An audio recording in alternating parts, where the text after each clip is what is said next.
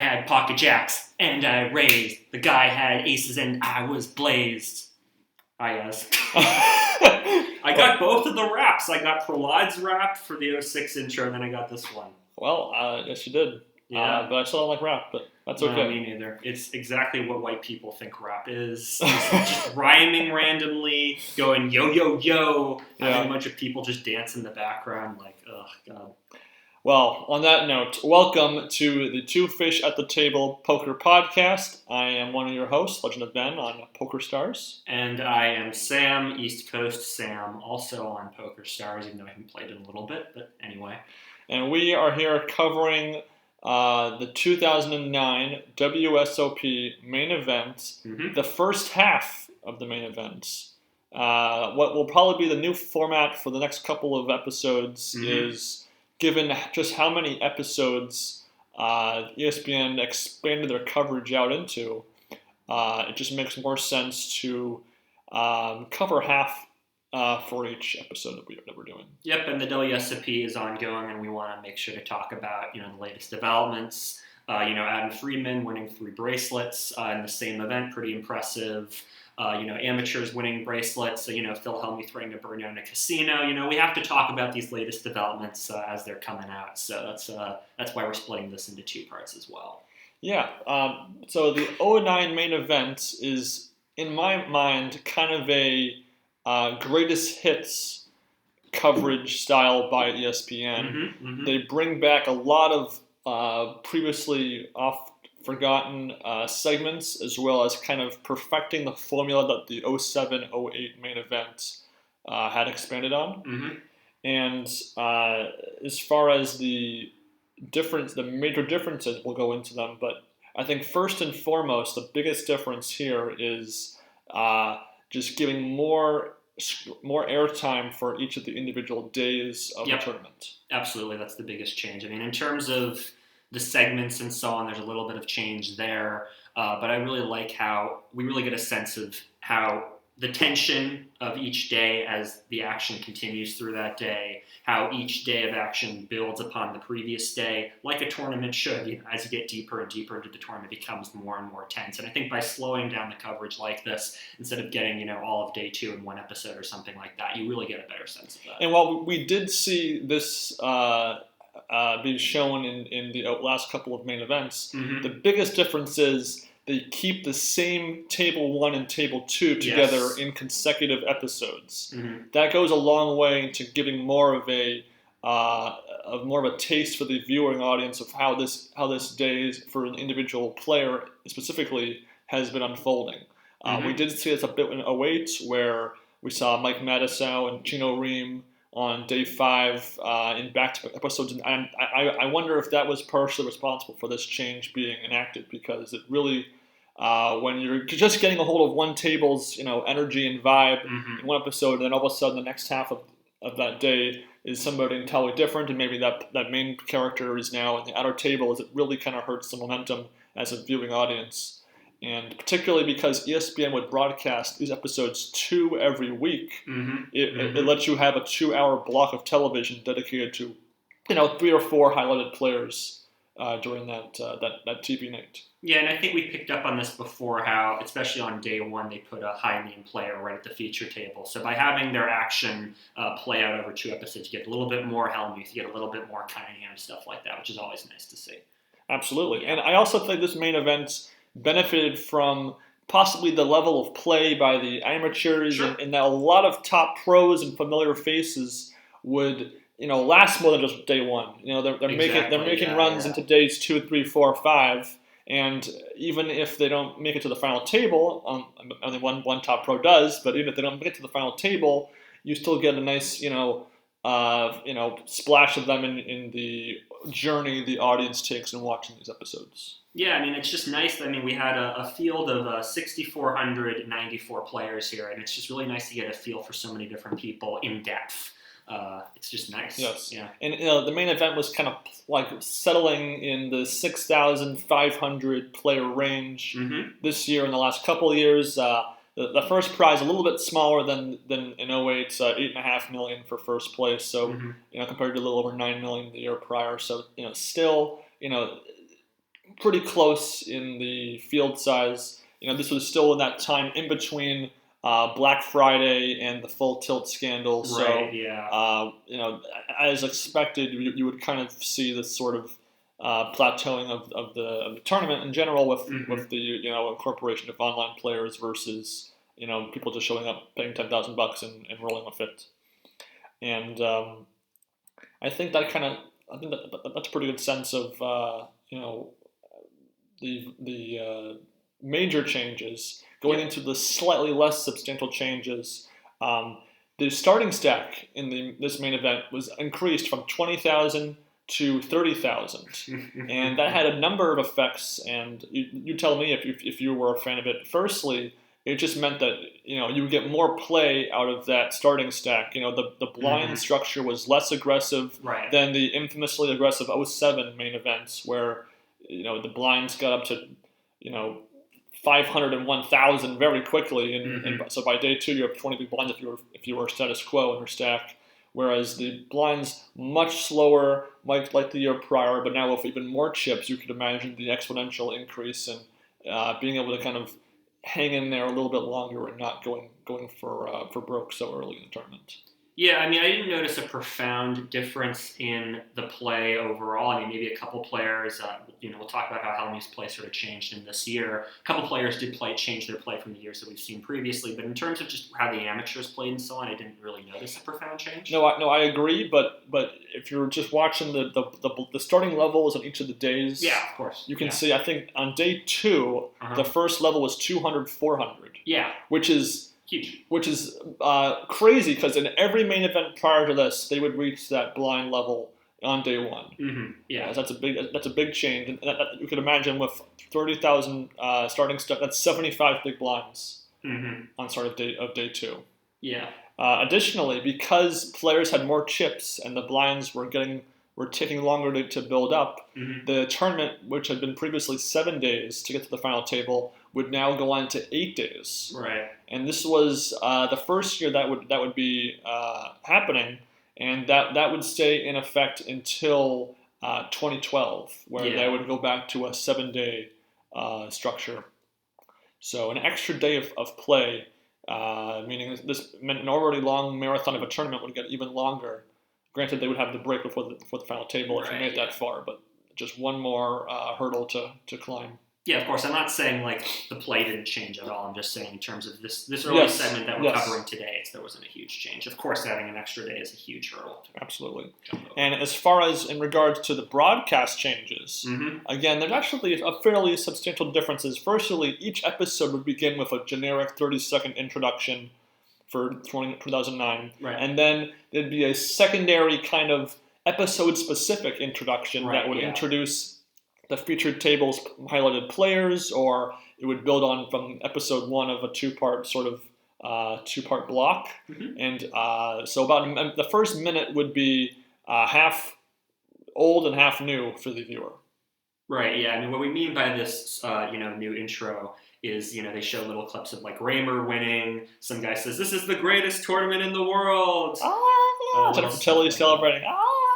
Yeah, if you're familiar with the later coverage of the main event, they have, this sort of sweeping, CGI shot. And you see the little winners popping up along the way while music plays. That's sort of this is the first version of it. And I actually like this version of the intro better than the later versions because, Jen Tilly screaming, there's a little bit more energy into it. I agree. Yeah. Additionally, the Jack Link's Beef Jerky wild card hand segment would be introduced here. The Jack Link's being the probably the most prominent advertising company in this point. No more Planters Good Instinct Moments. That is gone. And in its place is the wild card hand, which in 09 would be one player's whole cards would not be shown. Right. Sometimes it would be the main character of the episode, or it would be the main character playing against the wild card hand. And Lon and Norm would try to figure out sort of what hand the wild card hand was, and there'd usually be some sort of kind of humorous sort of reaction to it from once the hand was completed. Yeah, I like this segment a lot. Me too. There had been a couple of times in the past where one player's whole cards were not visible to the camera by accident or on purpose, whatever. And this way does give the audience a way to kind of play along, kind of guess along. Is he bluffing? Does he have it? And again, it's just a way to engage the audience a little bit. And as far as product placement, it's pretty harmless. Yeah. And so I think it was definitely a good choice. Yeah, and they didn't play the hand again after it was done. And have some announcers say, that was the wild card hand, like they did with the previous segments. That was much better. Yeah. And so, in addition to that, we had the greatest achievements segment, which is kind of like a little overlappy with Deal Me In segments. But the greatest achievements would kind of be like championship moments from the 06 main events. Just kind of a player talking about an accomplishment or a win of some sort from the past. Yep. A little bit faster in pace than championship moments, if just so slightly. Still filler. Still filler. And then the Deal Me In segment would be, again, kind of a repeat from years past where a player would explain their thought process behind a hand, which is a pretty standard feature in a lot of other poker programs. Yeah. And for the most part, these are hands that we have talked about before at some point. Right. And so it just, to me, it felt less egregious than the previous iterations of this kind of segment, just because maybe it's a little bit less fresh in our brains now. Yeah. I don't know how you think about that. Yeah, I didn't really care for them. I kind of I watched them. I didn't skip through them necessarily, but it's just kind of like, all right. I mean, it's nice to hear a little bit more of the strategy involved. They talk about, reading your opponent's body language or whatnot. It's kind of interesting, like, what times you play your hand when you have a made hand quickly and what times you sort of hold back and slow play. That's kind of interesting to hear about. Yeah. But yeah, it's mostly just pointless. And the same with the nuts segments that we have. There's only a couple of them sprinkled here and there, but nothing too substantial there. Yeah, well, I mean, we'll go over each individual nuts segments later on.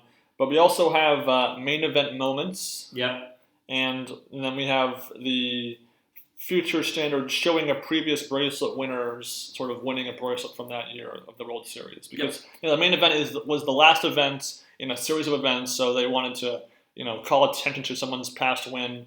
That will be a far more prominent feature in a couple of years from the 09 main events. But again, I think they only did it once or twice in this first half of 09, so it wasn't as big a deal now as it probably will be later. Right. Yeah. And the tournament ticker, still here in the broadcast. Yep. A bit more prominent, I would say, so far in the first half of 09, or maybe just a little bit more prominent.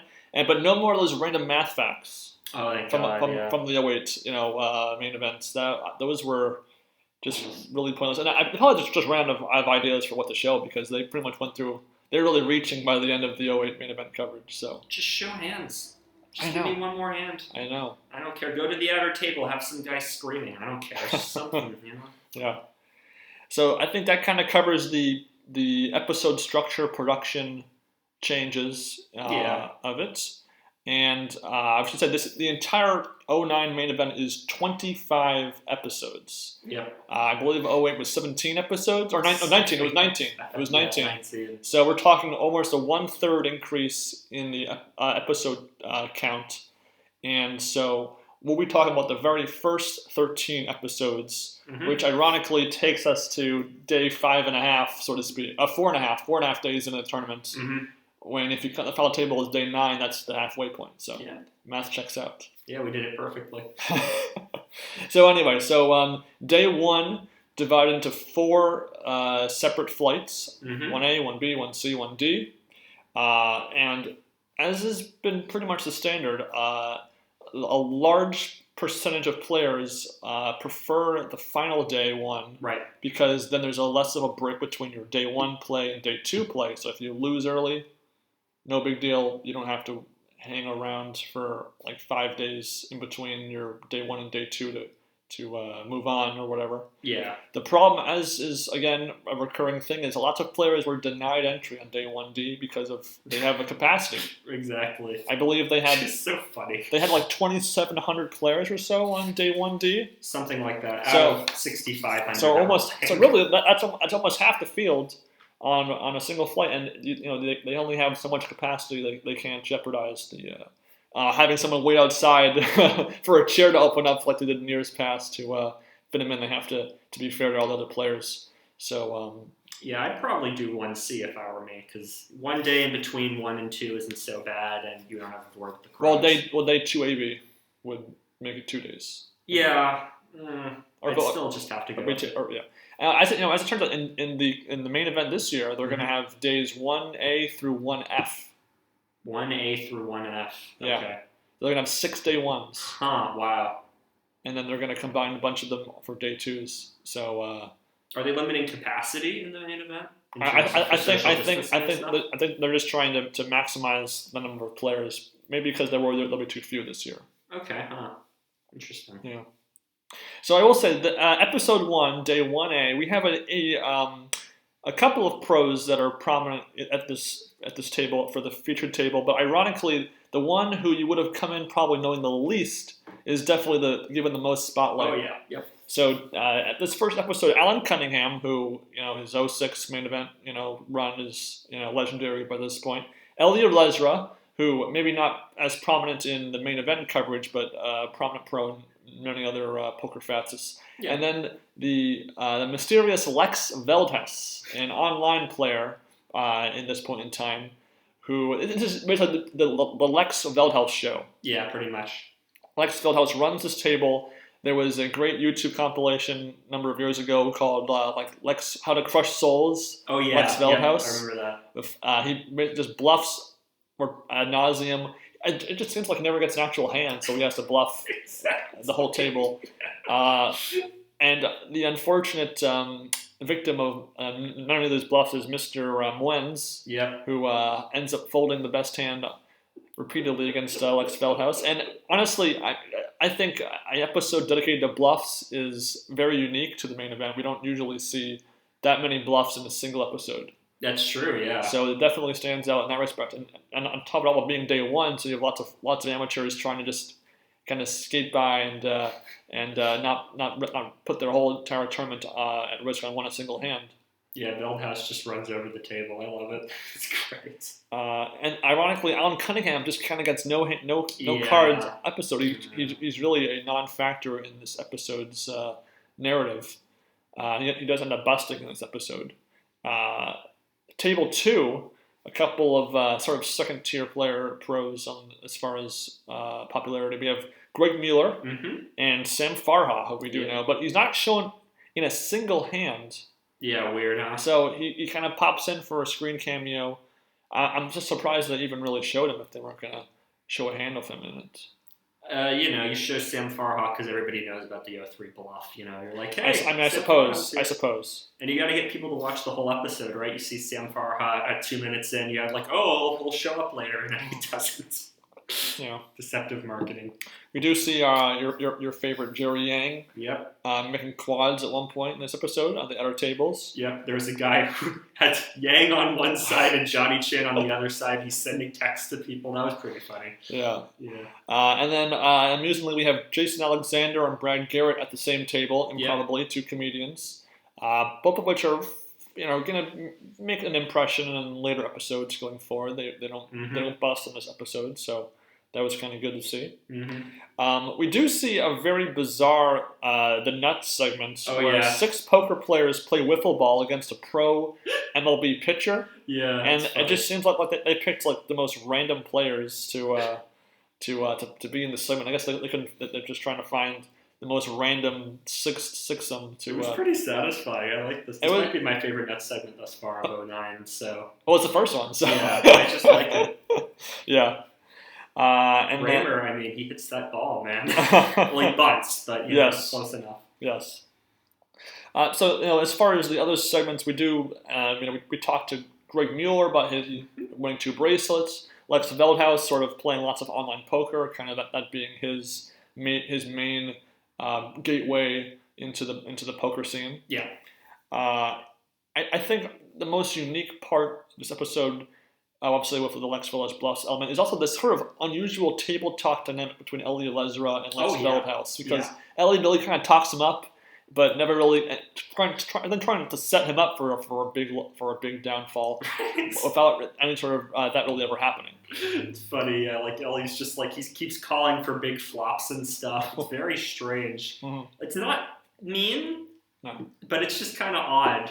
Now, unfortunately, the Lex Veldhuis narrative will kind of be resolved in the most awkward of ways on day 2. But day 1, he ends up with a huge chip stack.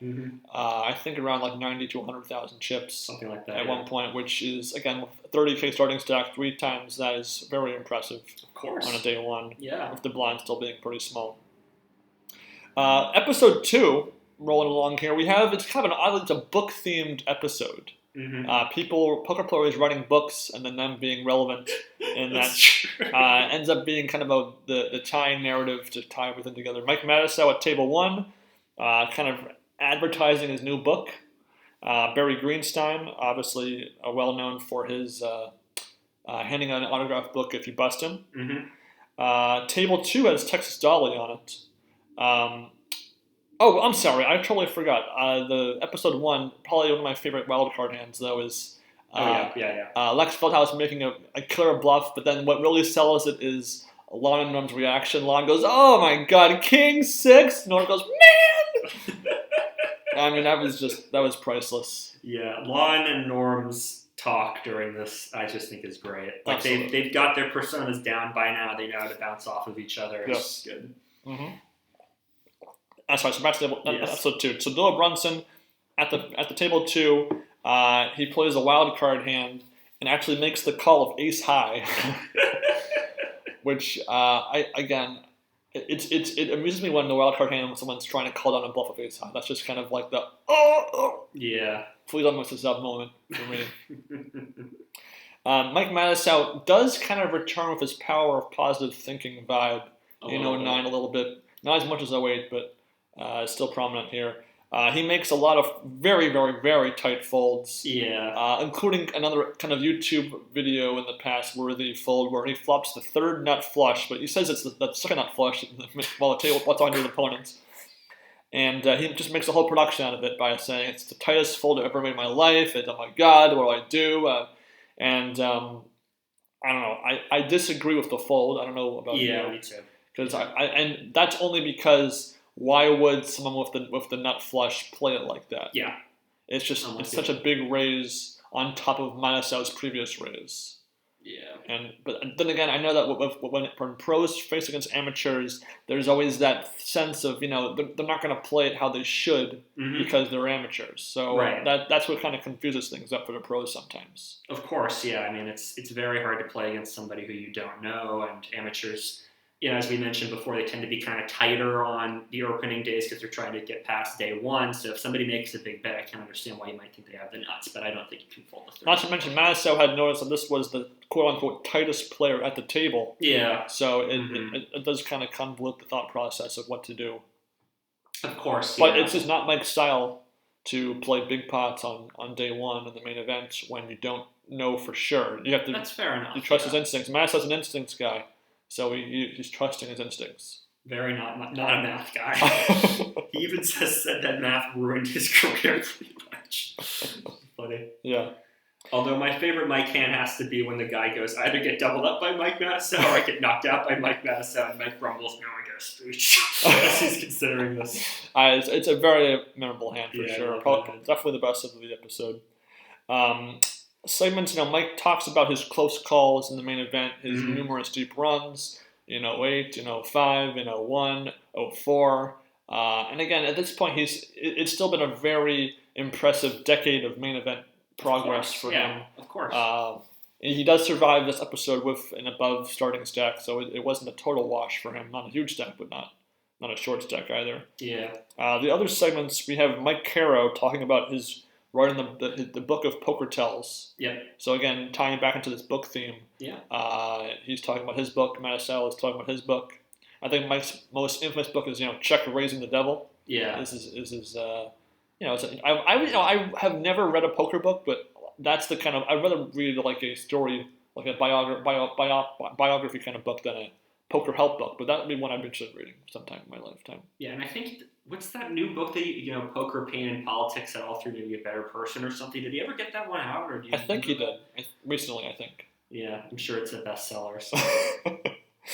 We also do get a story of Marlon Shirley, a Paralympic athlete who lost his left foot and then playing poker. Does not last the episode, but again, another an entry of a series of sort of disadvantaged or stories where players and want to come to play poker when they're trying to overcome some sort of other cancer or disability. Yeah, I call it the charity segments. Yeah. I'm not trying to be mean or anything, but like really the point of this is to just go like, look, it's an inspirational story, but they never really do well. Ironically, as we speak right now, there is a player in the main event in the World Series of Poker in Las Vegas who is wheelchair bound and has severe physical impairments who's actually been playing pretty well recently. Mike Nassau? No. Although he is also a good one. That's a good one though. I think his name is like Cleaton, something Cleaton. We'll get to him eventually. He'll be on our radar in 2017, but he's actually been playing pretty good. So that's good for him. Lots of a charity case for sure. Yeah. Lots of limping. Oh yeah. In the main event. Yeah. I think less than an 08, but definitely in this episode a lot of limping, which is a risky. I mean, I don't think you. I think you need to at least min raise or something. Yeah, I mean, in the hand I mentioned earlier, the whole I either get doubled up by Mike Massa or get knocked out. There were 5 players going to that flop. Mm-hmm. I mean, someone has got to raise there and get some of the action out. I agree. Yeah, very strange. So again, it's kind of a ho-hum episode for me personally, but I mean, that's day one episode sometimes for you. Yeah, Massa handing out his books. It's just kind of funny. And then after Massa knocks out a player, I think it's Norm makes some comment. I believe that book will be available at his next garage sale. Yeah. Episode 3 is the Sicky Daniel Negreanu show. Based on the running gag is Norm will continually list more and more over-the-counter cold meds for Daniel to take from him. I have Tylenol, Flonase, or whatever. And Negreanu doesn't play particularly well in this episode, although he does win a couple of hands that are early in the episode, but he loses most of his chips off screen though. That's the problem. Which is true. And he does get outplayed by the wild card hand. Yep. Which again is interesting to say the least, because Daniel's known for his reading abilities. So both the viewer and DNEG can misread the other player. Yeah, there you go. I mean, sinus problems. You just got to fill Daniel's nasal cavities with mucus, and then you'll beat him. And then on table 2, we do get Mr. Phil Hellmuth making a very Caesar salad entrance. So we have Daniel and Phil Hellmuth in the same episode, which is normally a winning formula. I think this is definitely a lower tier episode for both of them, though. Yeah, I mean, they spend a very long time with Hellmuth's grand entrance being carried in like an emperor, and he's got all these like people that he's paid to come in with him. Very strange. And right as he arrives, he plays his first hand. He's still standing up and looks at his cards. I thought that was funny. But yeah, I mean, after that point, I just think it would take a little too long to get there. And, the play's not too interesting.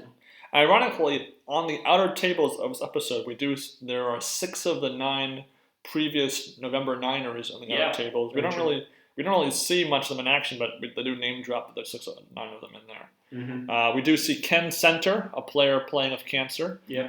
Kind of like in 08. I think we had somebody with cancer in 08. Yeah. So kind of a repeat sort of situation for him. Mm-hmm. We do see Jeff Losandro, who will be pretty prominent later on, in a big 3-way pot all in, where Losandro hits a runner flush to win a huge hand. Crazy, yeah. A couple of segments actually, I think were this is probably some of my favorite segments of the whole World Series here. We have Annie Duke discussing her time on Celebrity Apprentice, how she pretty much knew she was going to lose to Joan Rivers, but then Trump kind of slow rolled her by saying, "Annie, you're fired," and then for that split second thinking she might have actually won. Because Trump usually says at the end, yes. Annie, you've won. Yeah, the line "Donald Trump slow rolls me" is immortal. I love it. Yes, we do get the Player of the Year race challenge, where Eric Lindgren and Daniel Negreanu would challenge any 2 people, or challenge one person to pick one teammate besides Phil Ivey, for who could win the most Player of the Year points in a team-by-team comparison. Which, again, it's a kind of making your own fun kind of thing that I think is kind of amusing. Yeah, I mean, it's a prop bet, basically. I mean, Eric Lindgren, I think, is kind of overrated. I'll just say it. So, little, yeah. and Negreanu kind of mentions how Lindgren had an awful year. So even after his Player of the year prior, it was a substantial drop in results. Yeah, Lindgren has never really done anything since 08. No offense to the guy, but I know he's had some personal trouble. But yes. Yeah. We have a player on the other table is Frankie Gay, who is honoring his deceased son, who was in the army, killed by the Taliban.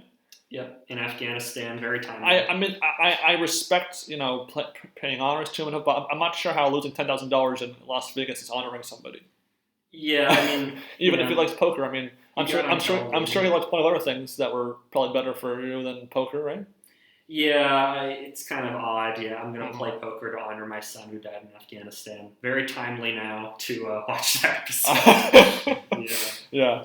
And then we get another streak from the pros segment where Hashem discusses his big fold against Janneman with the ace king instead of nines. Again, a very memorable hand from 05, so it was a callback to it. But nonetheless, I mean, given how much less I like Hashem now compared to 5 World Series ago, I'm not sure I can really appreciate it nearly as much. Well, Hashem did fine in terms of his behavior in 09. As I said, it's every other year, right? 05, he smiles. 06, he's mean. 07, smiles. 08, he's mean. 09, he's kind of in the middle in 09. That's true, yeah. It's weird. It's such a weird man. Now, there were a couple of amusing hands with Negreanu and Hellmuth in this episode. Oh, of course, yeah. Daniel asked his neighbor Lee about his hands. Are you going to beat kings? Yes. Yes or no? No, he just keeps answering his questions. It was just really amusing because then Norm chimes in. I don't think he has to answer those questions. And then Negreanu calls the clock on himself, like as a joke, but half serious because it was taking too long. And he ultimately clocks himself into going all in and losing. But that was in future years they would say you cannot call the clock on yourself. So this must have been the origin of that rule. It's weird that they didn't have that rule to begin with, but I agree. Hellmuth falls in love with Jack 8 straight. He makes 2 different Jack 8 straights, and loses with 1, wins with 1. He has a classic rant against King 8. I mean, we had Queen 10 kind of be his rant target in 08. In 09, it's King 8 with position. Good position. Figures a donkey will pay off with jacks. Buddy, we'll see with the donkeys. I mean, there's actually some pretty good playback or chime back with some of Hellmuth's tailways. Of course, yeah. At the secondary table there. Yeah. And then Hellmuth buys his foe drinks after a hands. Which is nice. And then he keeps throwing in more. Oh, you're actually buying your whole family drinks. Oh, here you go. Like, just buys the whole table and whole audience. And Phil is a nice guy, everyone says, and that's just kind of a little bit of that Phil shining through. So it's good to see that. And it's just kind of a funny scene, honestly. Yeah, and then one more other moment I want to bring up is Scotty Wynn. They cut to him, and he's talking with some player about being tight. He's like, "Did you see me in 07? I'm not tight." 22 million chips and 11 left. I'm out in 11th. Great moment. Yeah. So maybe just talking about this episode, I'm making it sound better than maybe than I thought watching it. So maybe it's sort of a retrospective improvement. Yeah, I mean, I'd say this is a toward the bottom tier Hellmuth episode. Hellmuth just putting Hellmuth in an episode just automatically brings it up for me. Oh, and for me, Dynasty does that also. Very true. Yeah. So again, it's above average for the main events, but it's below average for Negreanu Hellmuth episode standards. That's fair enough. Yeah. Yeah. Episode 4 is the final day 1 session. Yep. Eric Lindgren and Peter Eastgate being the 2 sort of spotlighted players. Again, Lindgren, he got his own episode in 08, ironically. Mm-hmm. And 09, again, I didn't like that episode back then, and I'm not a fan of this one right now either. Yeah, I mean, neither Eastgate nor Lindgren have much personality. That's no problem. Now, to be fair, Eastgate gets a good amount of focus as the defending champion this year, and he actually does talk more. Yeah, which is an upgrade from 08, but he doesn't talk a ton. He just more. Yeah, again, no problem to those guys. No, you gotta play the game the way you gotta play. But we're talking about this from an entertainment perspective. We're not necessarily talking about this from like a player's perspective. So it just doesn't make for good. And again, like I said, this day, quote unquote, sold out. Players were unable to get in because of poor planning, I guess you could say. Mm-hmm. A running theme in this episode is aces losing. Right. Yep. Lindgren loses of aces on the very first hand, for example. He then hits the last queen in the deck on the flop to beat aces. We actually see a guy talking during a three-handed action hand and then being told off by the director Right. a little bit, be like, you're three-handed, you can't talk like that during the middle of the hand, which we had seen kind of that rule been broken a couple times, so it was good to finally see that rule being enforced a bit more closely. Of course, yeah. Eastgate beats aces on the second hand of the episode on a two-router. So again, aces on day one. There was an expression, I forget where I heard it, but like with aces, you're either going to win a small pot or lose a big pot. I like that expression. And that happened to me. We can discuss my cash game experiences a few weeks ago, a little bit later, but. Yeah, you gotta fold aces pre, man. I did that once. Best decision ever made as a pro player. We do see a lot, given that this is the biggest day one of the field, we see a lot of players on our tables. We see Lou Diamond Phillips, Ray Romano. We see Vanessa Russo, J.C. Tran, Ivan Demidov. A lot of faces. I should know. Actually, since we're covering all the day ones here, I did feel that there was a bit less as far as quantity of players highlighted in the outer tables in 09 compared to the overload that 08 would kind of throw in there. And that does go a long way in not diluting the action too much. Maybe instead of showing 10 players, you see 8, and then you can see a couple of them a second time later on or something. So small little changes definitely help the focus of the episodes for sure. Yeah, I mean, in the past, they would, show Annie Duke just to show Annie Duke. This time, they actually gave Annie Duke something by having her talk about Celebrity Apprentice and stuff. Absolutely. It's no problem to just show Vanessa Russo for a second, but just cut away and move on to somebody else. I like that a bit better. We do see Phil Ivey run kind of reliably ruling the world here, making quad aces, accumulating a lot of chips. You wouldn't know it yet, but this is kind of the Ivey year of the main event. You mentioned how in 08 how we had kind of a couple of main characters, Mattisell, Hellmuth, and Chino Ream. Ivey is definitely one of those characters in this tournament for this. Yeah, just jumping a little bit ahead here, he's definitely somebody who is a common thread throughout the rest of the episodes during this first half of the season. Yeah. And ironically, in this episode, almost all the pros that are shown will survive the episode. Sometimes you see maybe half of them go out in that final montage as the episode ends. Not the case in this one. Yeah. We do see some of the segments here. We see Ivey being raved about other players. Oh, he's so good. Eastgate discussing his life kind of post-win, the fame that came with it. Which, again, is more talking he made in that one sentence, of that one segment, than he did in all of 08, ironically. Yep. At any point in time. He'll be famous for this 1 year, and then he'll just fuck off. Well, I mean, he's a good 09, to be fair. Yeah, that is fair, yeah. The nuts segment is just regarding showing your cards, which isn't really the nuts worthy. It's just kind of, again, very Yeah, Raymer Bunting is funnier and more entertaining than anything else in the nuts. The one memorable hand from Lindgren in 08 is actually shown in it in the Deal Me incident, which is odd because it just seems too recent. I mean, I know it's pertinent because Lindgren's in the same camera spotlight than he was the year prior, but a little bit of again, kind of going back to when we were covering championship moments in 06. It's just too soon. Yeah, I agree with you. You gotta have a couple of years in between there, I think. Yeah, I think so too. And then, as you mentioned, Jeff Madsen's rap. We won't do it again, don't worry. We won't do it again, but I think it's better than Prahlad's rap, to be fair. But it's just not good. Yeah, I mean, neither of them are good. D minus F. It's not very much. It's relatively better. Sure, close enough. So in covering these day one episodes, there's fewer people-focused episodes, so there's more time to go around to everybody. The episodes as a whole, I mean, they're kind of Yeah. Nothing viral. Nothing. Maybe Hellmuth was angry a couple times. He's a little viral-ish, but yeah, I've seen a couple of the Hellmuth moments in compilations. Matissa doesn't really do anything. But again, day one episodes are going to be like that sometimes, so that's true. It's a fair thing. The day two episodes, again, two separate day twos were formed, day 2A and day 2B, combining the four the day one survivors. Mm-hmm. Each day two would get 2 episodes. So again, we have a total of 4 episodes devoted to day 2 of the tournament. Mm-hmm. And I think these were a much, much, much, much better batch of episodes comparing to the equivalent episodes in 08. Yep. Like night and day better. Oh yeah.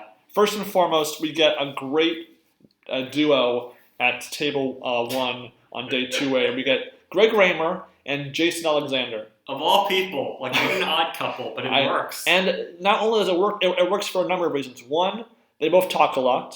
2, they play a lot of hands. 3, they both survive the whole time. Right. And 4, they just have some fun hands. They're just fun to watch. They sing multiple songs. It's just very weird to see Raymer sing. They start with Flash Gordon, and they go and they Walk Like a Man. Very weird. It's it's welcome. It's good, but it's yes. like wow. And compared to the majority of the featured table sort of highlighted people, this lives up to the hype in my head as far as when they introduce the episode, the episode specific intro, it lives up to the hype. Yeah, it works. I like it a lot. Absolutely. Now, table 2 is Chris Ferguson and Roland DeWolf, who we don't really know from the main event per se at this point, but he was a prominent European player. So maybe some of the overseas viewers would be more familiar with him than we would have been. Yeah, I mean, I've seen him in a couple European poker videos or whatnot, but it wasn't a huge name or anything. I like him a lot, though. Yes. I think he's a personable guy. And then on the outer tables, we get the infamous Jack Urey, who we saw in years past. We get Mike Matusow at the outer tables. We get Lex Veldhouse, Mike Caro, some of the guys we had seen in the day 1 episodes, fairly prominent. We see Todd Brunson scoring off against Brad Garrett. Mm-hmm. And then, so it really, this episode is, I think, across the board, with the exception of maybe table 2, some of the best content so far of the 09 main event.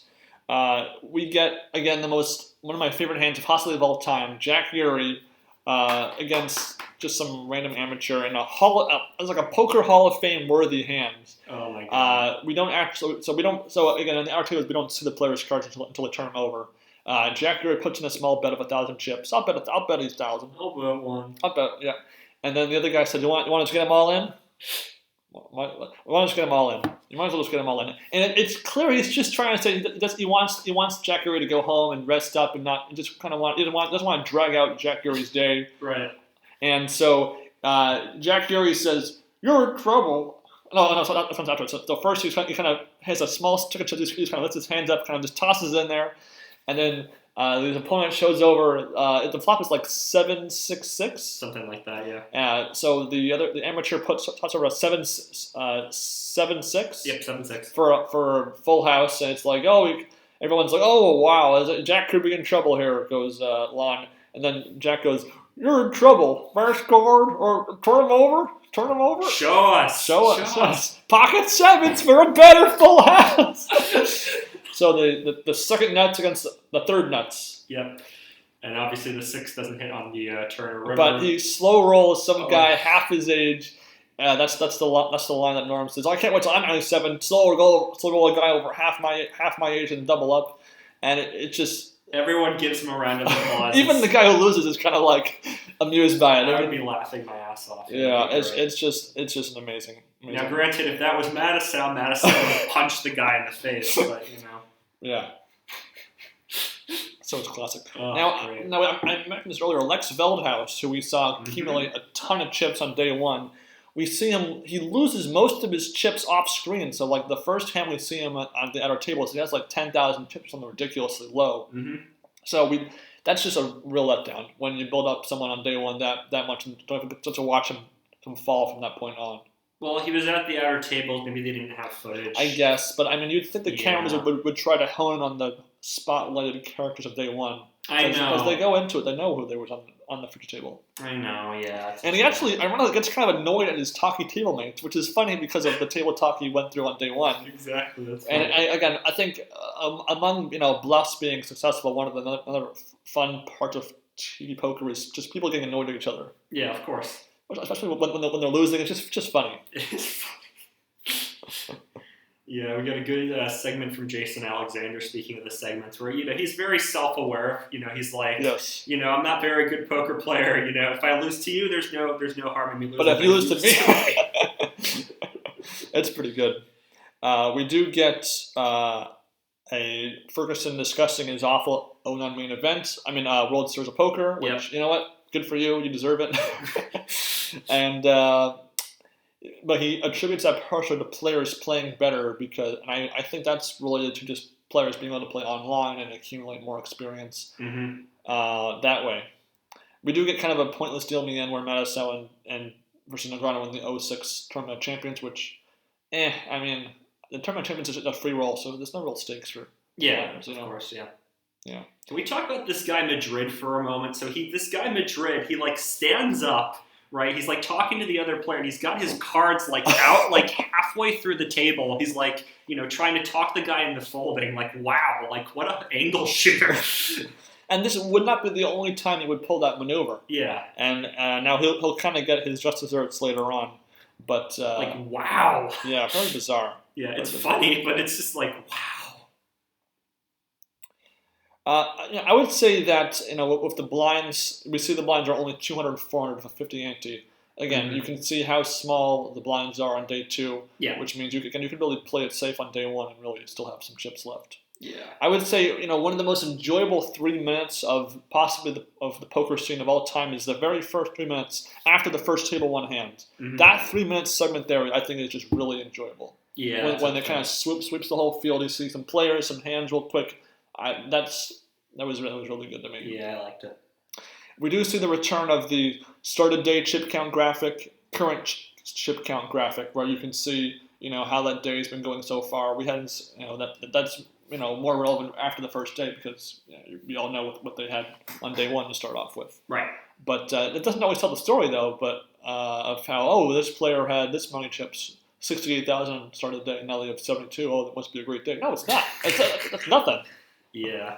But I would say this is possibly my favorite day 2 episode of the World Series of Poker coverage because, again, we said before, day 2 is often the most boring day because there's not often particularly interesting action going on. It's just before the money bubble, it's before the money, it's before, day 1, people losing on day 1 kind of is more crushing than losing on day 2. Yeah, of course. Jack Urey just single-handedly just brings it into the stratosphere. Love it. Absolutely. So then part 2, again, it's a true part 2. We have the exact same featured tables. We do see on table 2 Steve G, pronounced as Steve Gee erroneously. There he doubles up Roland DeWolf. And Steve G kind of has a short fuse, and so he gets kind of angry whenever he loses the hand, so that's funny. I love Steve G. Steve G, we'll obviously see as a future November 9er in 2012, and a prominent run on 2013.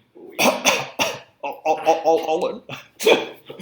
And so it's kind of fun to see. Again, 09 is kind of spotlights a lot of players who we'll see in later main events and making deep runs. So it's, again, kind of cameo alerts. Where's Waldo? Kind of moments for Very sure. True.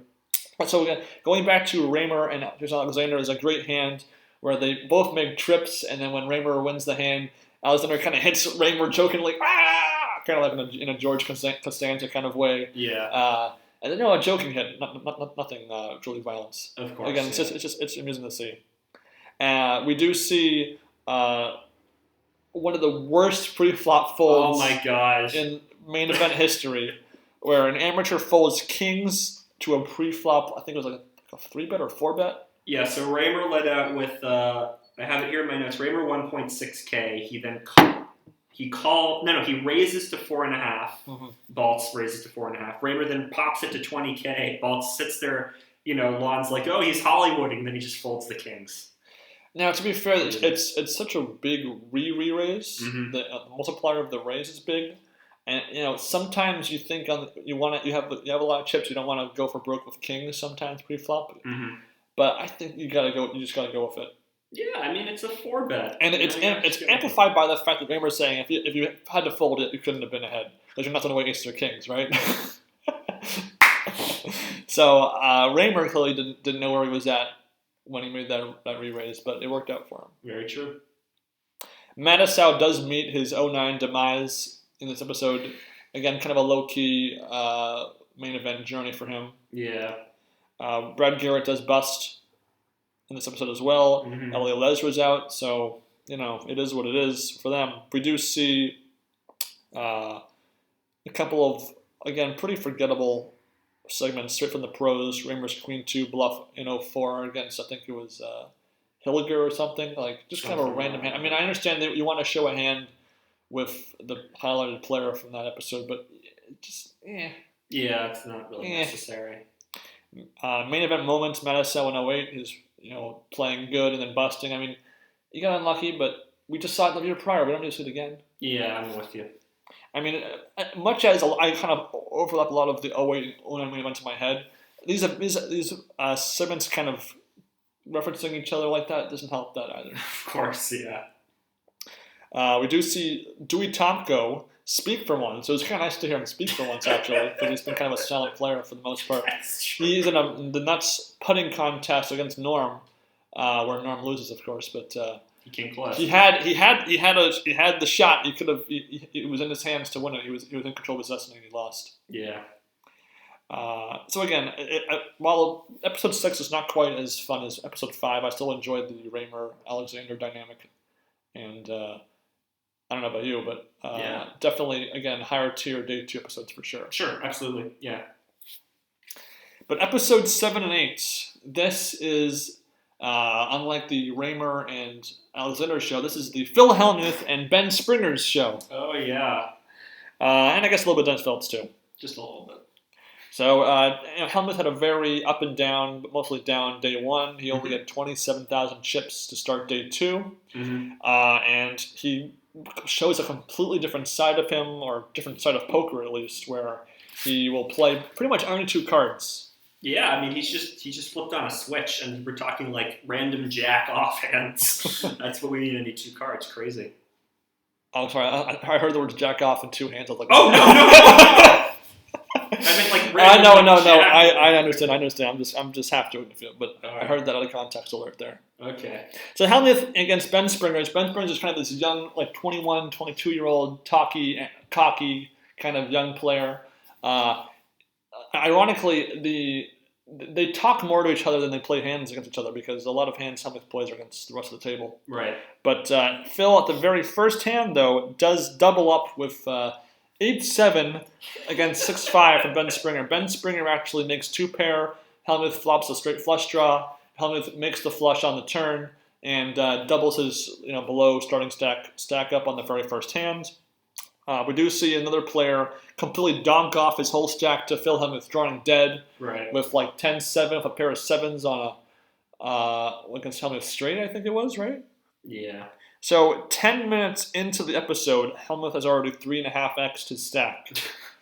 And ironically, he'll kind of stay at that number for all of day 2. Like, they keep referring to Hellmuth's stack over 100,000. He's had a great day 2. But really, he had a great, first hour and then a status quo rest of day 2. That's true. It's very misleading with the editing. It is a little bit.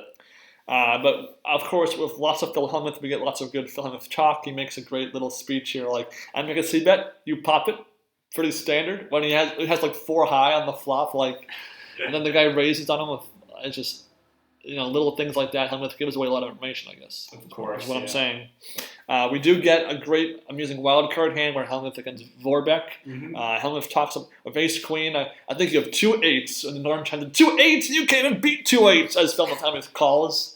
I mean, it's just funny stuff. Hellmuth's tendency to call down light just kind of makes for bizarre outcomes. Yeah, we get a nice little segment where he's talking about how he was the youngest winner for 20 years, and then he cuts to Peter Eastgate, and he just says, I care so little about this doesn't matter to me. You can tell that Hellmuth is, genuinely angry that he lost the record. Yeah. It's funny. We do get Hellmuth raising with Queen 2 of hearts under the gun, making a flush and completely befuddling his opponent. Again, he had him guessing the whole time. Just crazy. And then Norm keeps saying it's the Phil and Ben show starring Phil and Ben. It's like John and Kate more about the kids.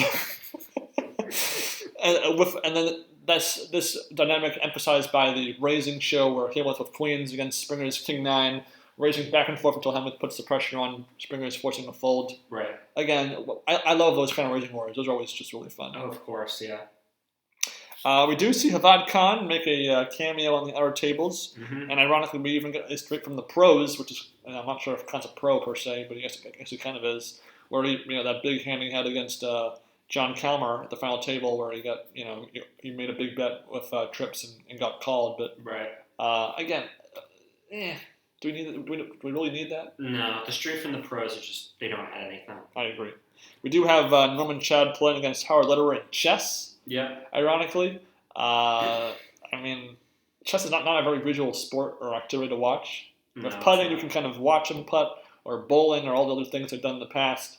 So it does not really work for me at all. I did like it when he asked Howard about the Celebrity Apprentice, and Howard's like, yeah, like Annie totally deserved it. She crushed the competition. I thought that was funny. That's it. And it's funny. I watched this episode the same night that Phil won bracelet number 16. Oh. So that was kind of funny. Won his bracelet, it was about a week ago at this point. Yeah. Number 16, extending his record. Crazy. Phil is not afraid to mix up his game if it works, and for the most part, it works in this episode, for instance. So he's the best of all time. So I expect nothing less of him. Yeah, I mean, all the other players, I do think that they play soft against Phil. I mean, because they're very concerned that the casino is going to burn down around them, so they have to, play their best, or they don't want arson to happen. On the outer tables, we do see Joe Hashem flopping a full house, drawing dead, and losing the minimum. Yeah. And he slams the table in anger, like, how did I lose the minimum? How did I lose the minimum? And then he runs over to Peter Ace and says, I only lost like 4,000. It's like, what? Which, it kind of makes sense because I think the flop was like 9-8-6, and it comes like, I don't know, like king or something. So really, there's nothing that his opponent could call him with. Mm-hmm. He has the worst full house you could have. So, it kind of makes sense that hand played out like that. Yeah, but hey, at least we get some personality from Eastgate. The most personality he shows. Yes. Table 2, mostly forgettable. We do see Grinder, ironically. Yep. He does go busto. Dennis Phillips is there, as well as a woman named Mayrick, who will kind of be there for the next episode as well, kind of talking a lot. Are you the Grinder's father or something? That was a pretty funny line. So again, a mostly sold episode. Hellmuth obviously is always fun to have as the main character, and when he actually wins hands, it's more fun than when he just only loses. Of course, yeah. So part 2, again, Hellmuth's stack is still kind of leveling off. It's not really going any higher. Mm-hmm. Hellmuth does play a hand of 8 deuce, flops 2 pair, and tells Springers, hey, you could have bluffed me, man. That's the worst card in the deck when the board pairs an overcard to his 2 pair. That's kind of funny. Ben Springers, though, does meet his demise in this episode. The rivalry comes to an end when he gets super unlucky by a 3-outer against a guy named Calhoun when Springers outflopped him. Yeah. And then, ironically, this episode, though, has quite a few production errors in it. Really? At one point, during this very hand, they referred to Springer's pre-flop raise as a bet. So it said, bet 1,800, not raised 1,800. Okay. At one point, when the blinds were 400 and 800, Lon said, Phil Hellmuth made it 3 times the big blind when he made it 1,800. So that would have been referring to the previous level. Oh, that's interesting. Yeah. That's weird. And then Lon says that Phil Hellmuth's got about 124,000 chips. Cut to a graphic says 118,000. Wow. I didn't notice that. That's weird. This was all related to sort of the table 1 action. So you have to wonder if maybe I'm just not sure how this gets by. If English teachers can expect their students to make like grammar and spelling error-free papers, why can't a television program avoid? You'd be surprised. I know, right? You'd be surprised. It's a poker TV show, they don't really care. Yeah. The other wild card hand this time flips the script from episode 7, with Phil Hellmuth actually holding the wild card hand in a blind versus blind action. Hellmuth actually has jacks, so then when he says at showdown, jacks, Norm chimes in, oh, jacks? Boom's a tough game. That's a good line. Pretty good line. On the outer tables, we do see some big hands. Ivey winning with kings against ace-king in a 223,000 chip pot. Crazy. Which again is a boatload of chips by day 2 standards. We do see Dan Harrington wearing a neck brace, not injured, but wearing a neck brace, which again, he's kind of old, so it's just kind of funny to see him like There's like half his chin being eaten up by the neck brace, and just kind of like, yeah, because neck braces are funny. They're funny things. They're funny to see. And with his like green cap on and just like his face, it's kind of funny. Because we're used to seeing him about just regularly at the table, and then I was saying, oh hey, and he's not injured. I mean, that makes it 10 times funnier. That makes it funnier. Yeah. We do see Ken Center in a segment discussing his health decline, his cancer diagnosis, and his choice to play poker. I mean, again, I'm not sure wasting $10,000 of your money that your family might need when you pass on is the wisest choice. I know it's for a bucket list thing, but there's probably cheaper poker things you could do or other hobbies that you could better use that money for. Yeah, I actually Googled the guy. He survived at least for a few years. He might still be alive today, but in 2013 he hosted a UFO conference, and he said that was the thing that he wanted to do before he died. Oh my God! Yeah, so same guy. Harsher in hindsight. Yeah, I know. Weird, huh? Yeah. Yeah, but I mean, good for the guy that he lived at least that long. I think he is still alive, but I don't know. Yeah. Wow. Weird. We do see another dealing in segments with Jen Harmon discussing hand against JRB in the infamous 05 circuit event that kind of got belonged into the public's poker spotlight. Yep. Again, I still don't care for the dealing ins and these things. Granted, it's like the only time that we ever see like Jennifer Harmon win a hand during the main event coverage. Pretty much ever. Pretty much, yeah. Pretty much ever. Every time it cuts to her, she's just not doing well. So it's nice to see one hand. Yeah. So again, day 2 ends with Hellmuth still, 4 times his stack from the start of the day. So he's, primed to make another deep run. Day 3 is kind of framed around the battle for the Player of the Year. Because by this point, Jeff Lissandro had won 3 bracelets in the 09 World Series, but only one player in the field could hypothetically catch up to him if Lissandro got no points and the other guy got a lot of points. Right. A guy named Willie Welbeck. Yep. So ironically, they have Lissandro at table 1 in day 3 and Willie Welbeck on table 2.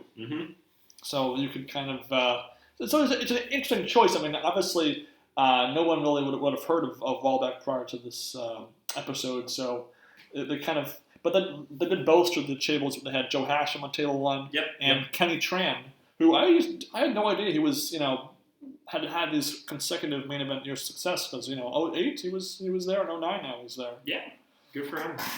Lissandro and Hashem, and have to deal with this. Basically, I call him Hood Jacket Man because he holds his own against the two of them pretty well. That's true, yeah. Lissandro gets notably bluffed at one point and outplayed on the wild card hand as well by the Hood.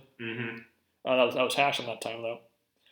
And table 2, Welbeck does bust in kind of painful fashion, queens against kings, which means Lissandro actually, while he's playing at table 1, gets awarded the award. I think Jack Ethel comes by and it wasn't Jack Ethel. It was some other guy. They actually stopped play at the table. Yeah, say, our new player of the year, Jeff Lissandro. I like it. It was a heartwarming moment. Lissandro takes the sunglasses off. You can tell that he's emotional. It's sweet. They mentioned that about 2,044 players entered day 3. Wow. So a little under 1/3 of the field. And again, day 3 is the day the tournament kind of gets real. Everyone's in the same room at the same time.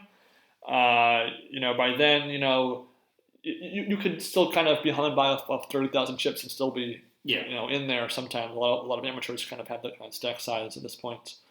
And it's kind of, even though it's not the bubble rush to the money, it's when that sort of starts to permeate in your head a little bit. Right, yeah.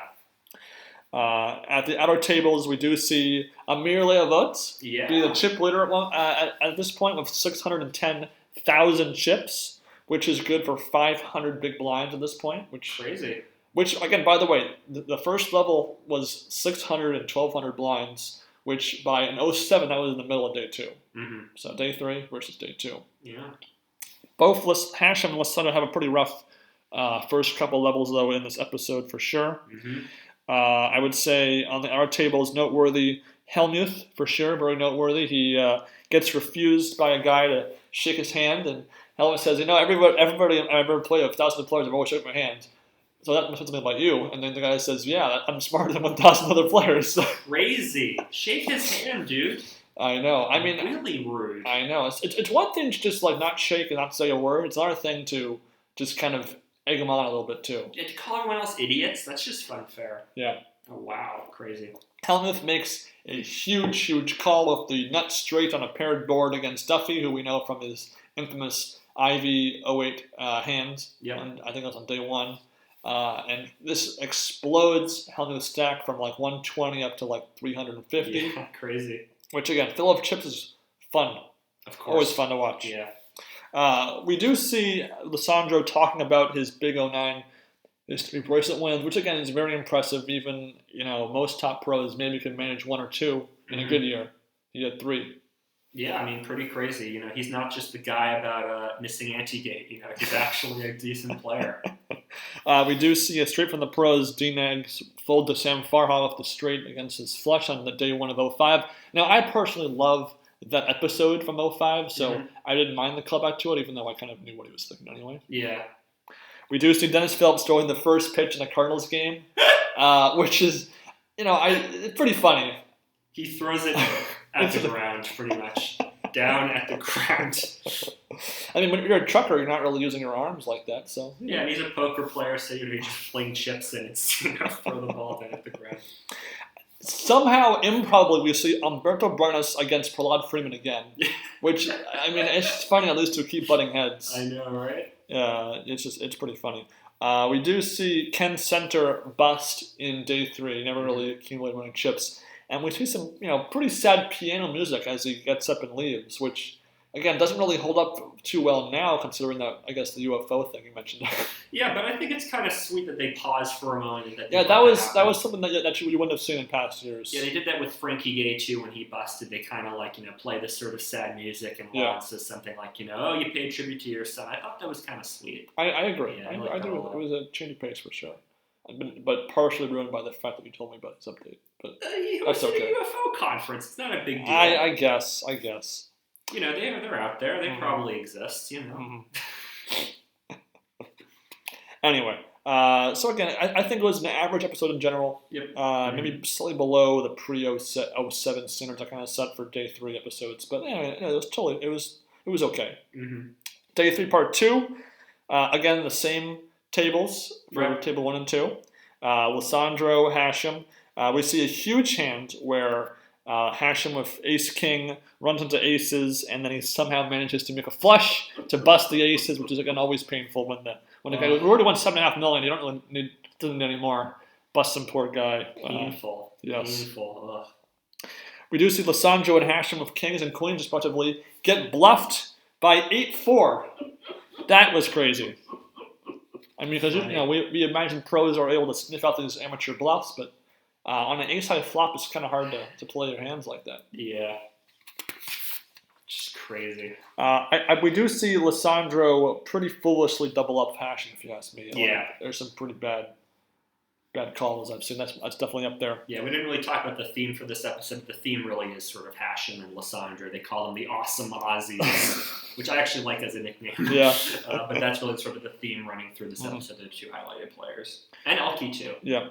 On table 2, though, with Kenny Tran still there, we do get Double Fish and Prahlad Freeman, briefly. And then Kenny Tran hits a straight with 9-5, and Double Fish says, if he's got a 5, don't show it on TV. He calls.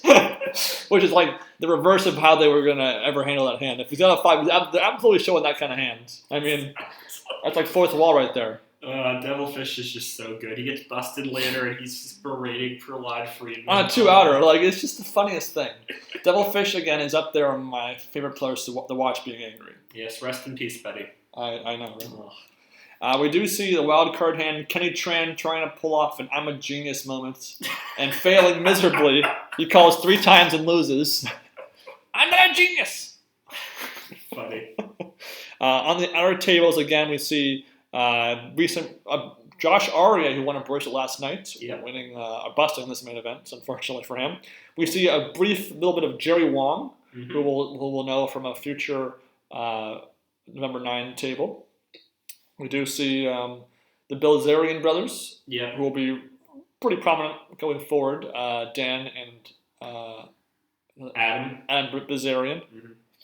Hellmuth pretty much hands over a third of his stack to Aria, who had top set as Hellmuth had second pair. Yeah. And then round 2 goes to Aria as well, but I guess Hellmuth gets the better of him. Vitaly Lunkin hits a Miracle River to survive. This very oddly named and appearing guy. Appearing? I'm being mean. I'm sorry. But Elke busts Jerry Wong in a huge pot, 850,000 chips to hit 1.1 million. Yep, and then Elke sort of is the player to beat, at least for a little while. Absolutely. Yeah. Probably the most painful hand to watch here is Jason Alexander. He calls a quarter million chip stack to try a double, and he would have had 600,000 chips in a lock to make a deep run in this main event, and he busts for the money. Busts on the river, yeah, it's pretty sick. And it's always nice to see celebrity players run deep. We do have Lou Diamond Phillips making the money. Spoilers, but it would have been nice to have Jason Alexander run a little bit further because he was so personable. Mm-hmm.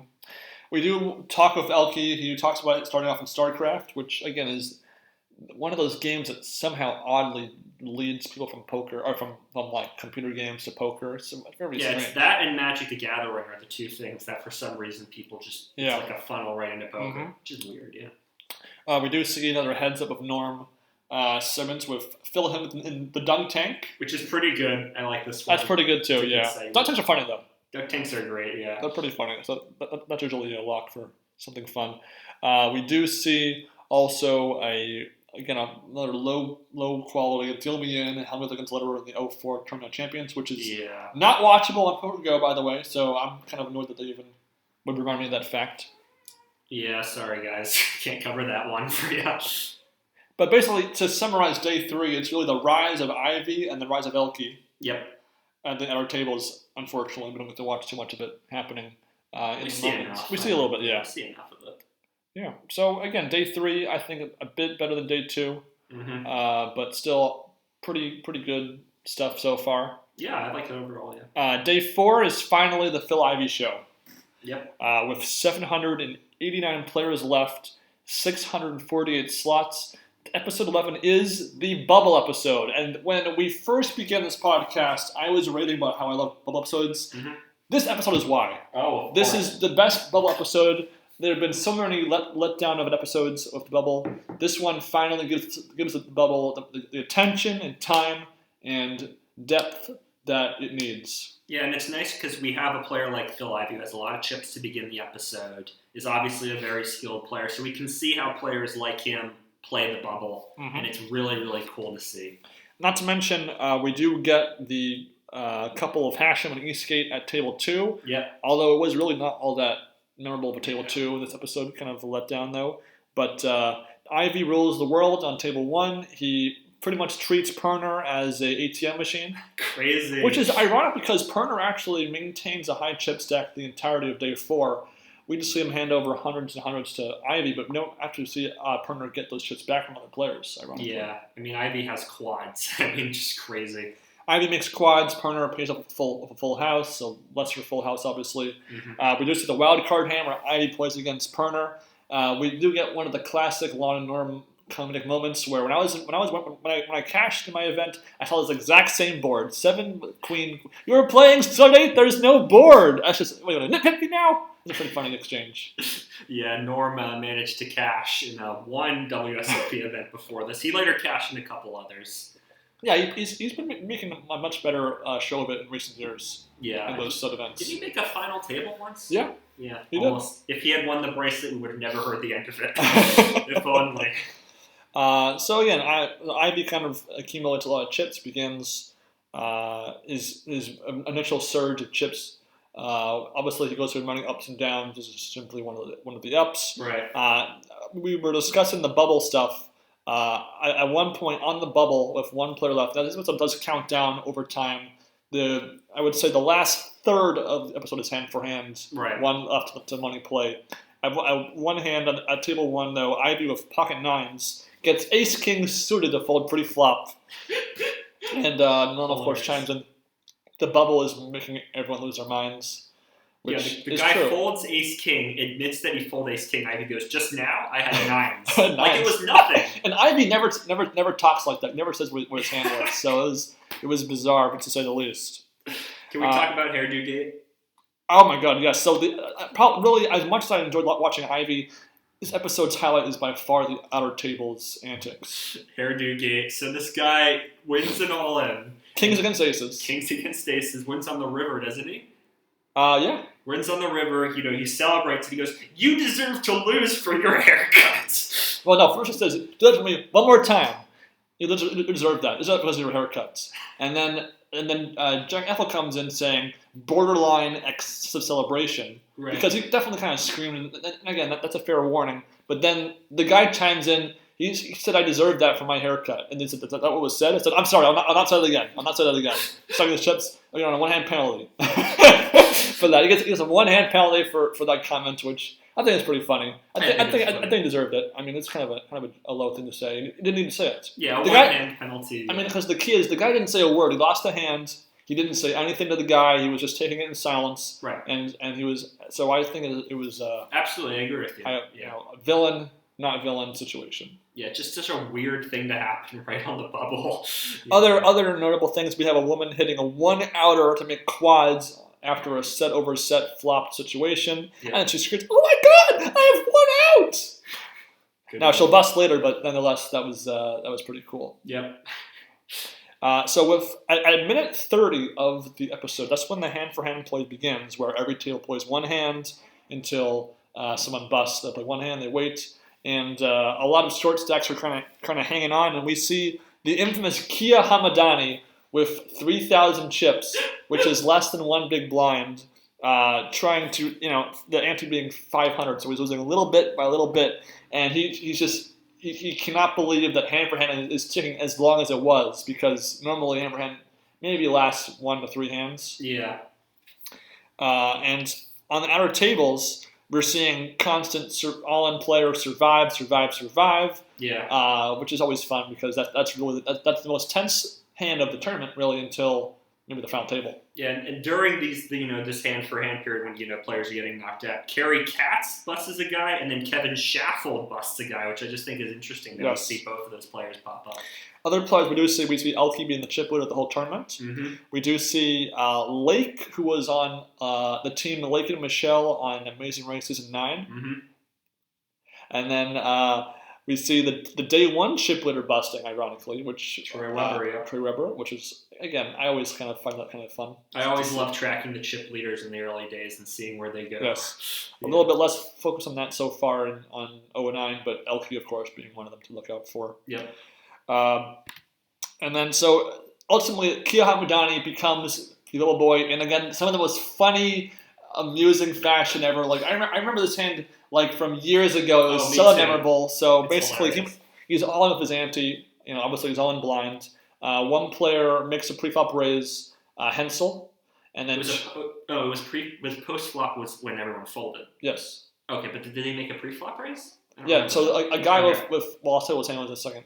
A guy named Hensel makes a pre-flop raise, 2 guys call. Yeah, okay. Flop comes like queen 6 or something. Mm-hmm. The guy leads out again, the pre-flop raiser. 2 guys fold. He flips over 9 deuce. And then Hamadani's like, "Oh my God, yes, I love my hand." And then he's about to try to show his hand. He's like, "No, 4 tray."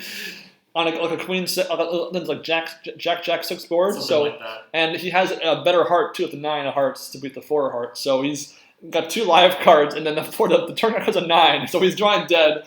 He couldn't beat 9 high. Yeah, it's just funny stuff. I don't even understand that bet after the flop. Why don't you have 2 players with you? Well, the side pot is so much bigger than the main pot. So, and again, that guy was playing classic bubble play. I'm going to get these guys to commit a little bit and then get them to fold on the flop. So it was well done for him, for sure. I guess so. I mean, I would want to bring people. Now, the Bubble Boy, let's not forget, would receive a free entry into the following year's main event. Mm-hmm. Hamadani actually will be shown in the 2010 coverage, and he does pretty well. We'll get to that when we get there. So it's not a full tragedy for him by any means. But I think this episode, if you were ever going to only watch the outer table stuff of an episode, this is the one to pick, because this is by far some of the best outer table drama of the main event. I love it, yeah. Episode 12 is the second half of Day 4, where the 648 players in the money hit down to around about 407 players by the end. This is where the 25K chips, the green chips, come into play as well. Yep. Ivey, again, wins more hands, cracks over 1 million in chips. Mm-hmm. Ivey wins the wild card hand. Again, it's just kind of smooth sailing for Ivey. You get some cards, you get some big pots. And yeah, his segment is about him. I've been playing poker since I was a child. I've learned a bunch of things that I'm not going to tell you. He's totally in command of his game here. Mm-hmm. Table 2, Eastgate talks more to Hashem beforehand than he did all of 08. At one point I noted, he's a bit more talky. Hashem, not quite as cocky as past years. A little bit more kind of amicable and less sort of pointed players, I would say. Yeah, as we've said, he's sort of down the middle, sort of not too mean, but not too happy and bright either. Mm-hmm. I mean, the highlight of this episode is by far 2 players. One being Phil Hellmuth at our tables, winning a hand against Kenny Xiang, who actually I saw on PokerNews.com. Actually, is chip leader at one of the events right now. Oh, good. So he's still in good there. For him.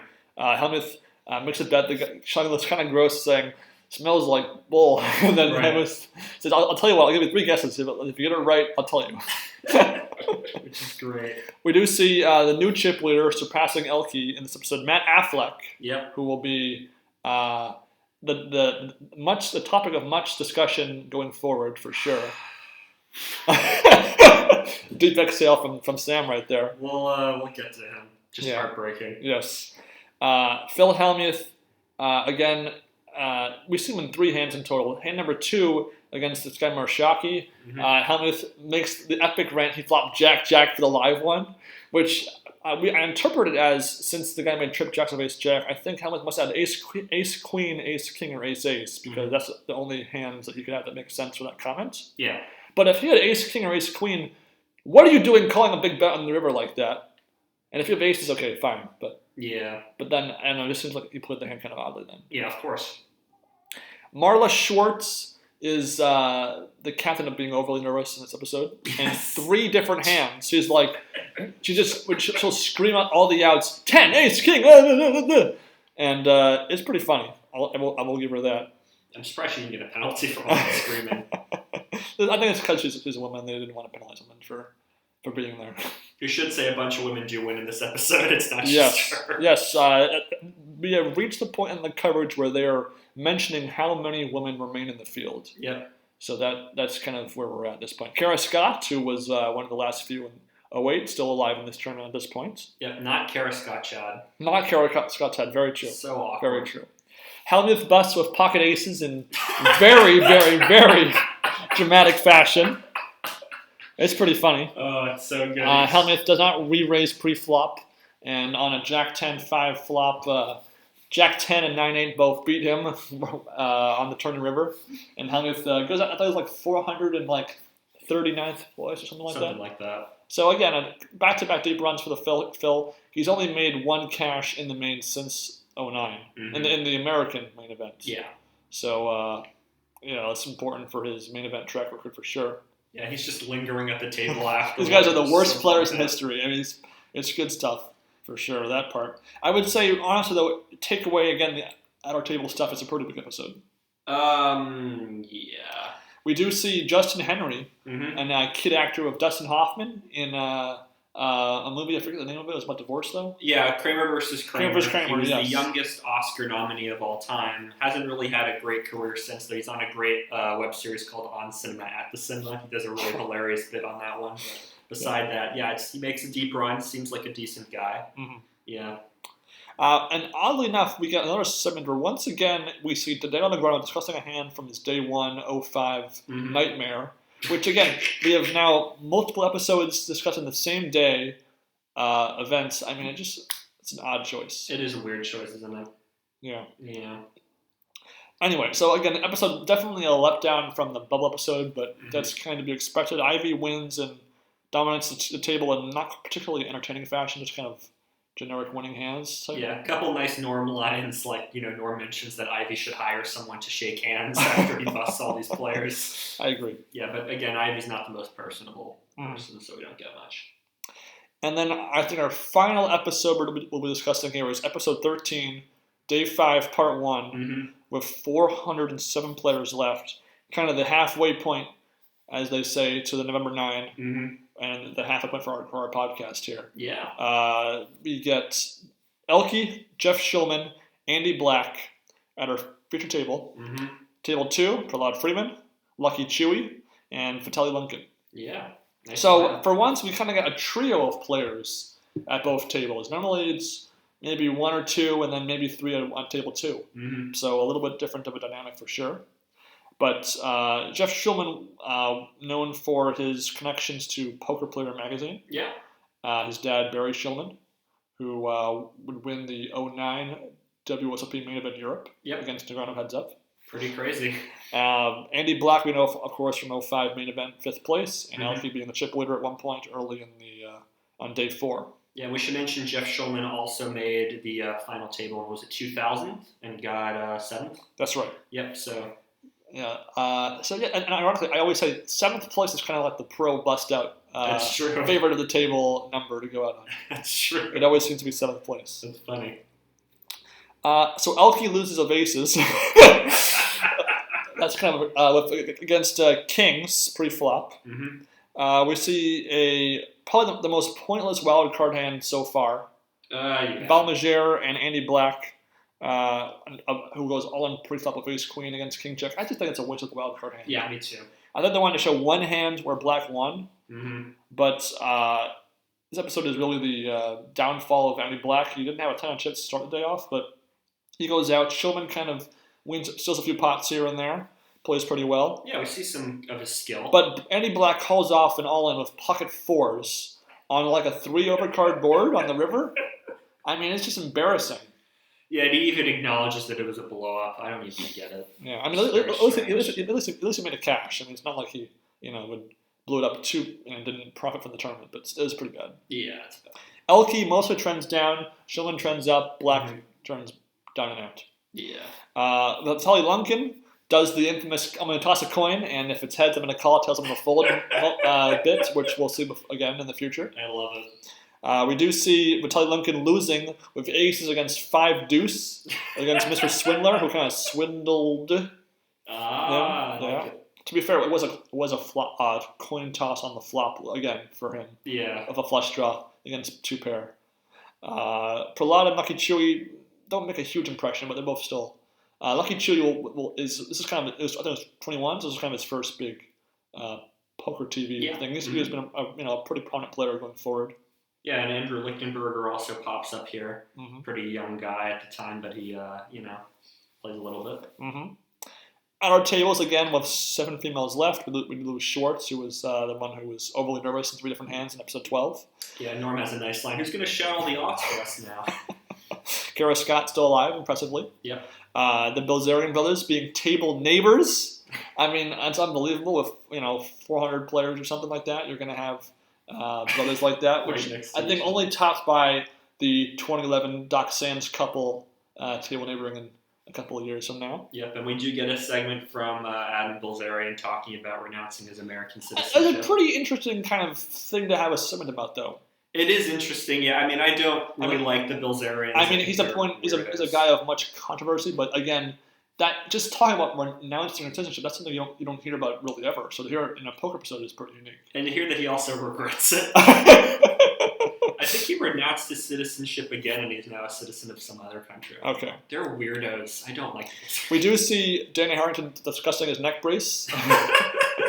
Which, again, it's just funny. The guy with neck brace lasted, 5 days in the tournament. He's still alive by the end of this episode.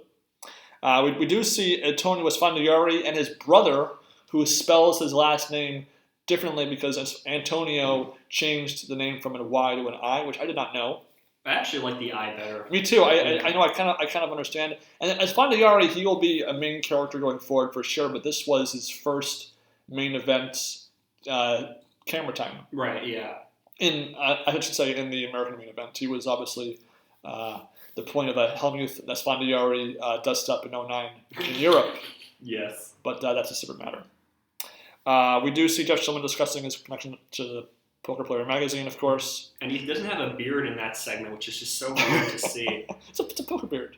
I know, but it's just, I like him better with the beard. Yeah. So again, this is day 5 is when the money starts to really get serious for players. It's not just about chipping up. You're trying to put yourself in a spot to make it to the end of the tournament. Right. Though you're only halfway, so you can't look too far ahead. Of course, yeah. And I think that kind of covers our halfway point in this 09 main event. I think it's been